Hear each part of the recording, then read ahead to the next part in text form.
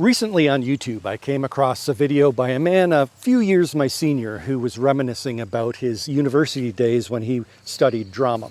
And he spoke of one of his professors in particular who had been known to be quite tough on his students' acting abilities. And how, a number of years later at the professor's retirement party, the two had a chance to talk and the professor's infamous reputation came up.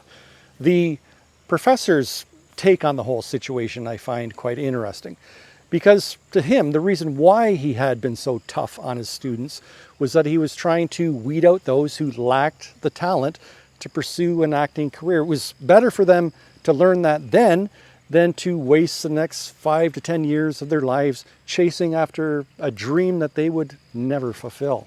Makes you stop and think, doesn't it?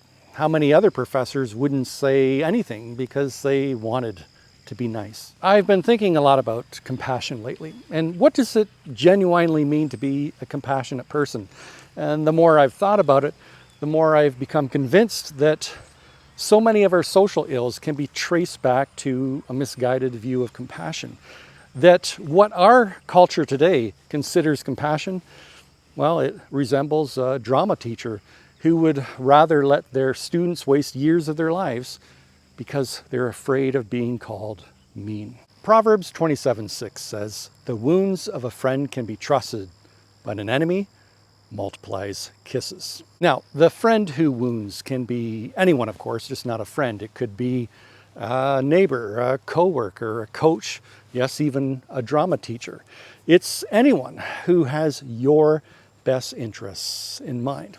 It's anyone who is willing, if need be, to tell you hard truths, show you tough love. And while it may hurt, it's ultimately for your own good. But the kisses of an enemy, on the other hand, is anyone who might use flattery, who might show kindness or affection that simply isn't genuine. Their compassion is deceptive, it's manipulative.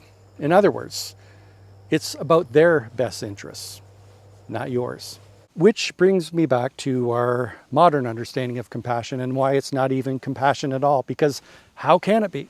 Everything about our modern understanding of compassion completely contradicts and undermines Proverbs 27:6. We can no longer speak hard truths in our culture today because everybody has their truth.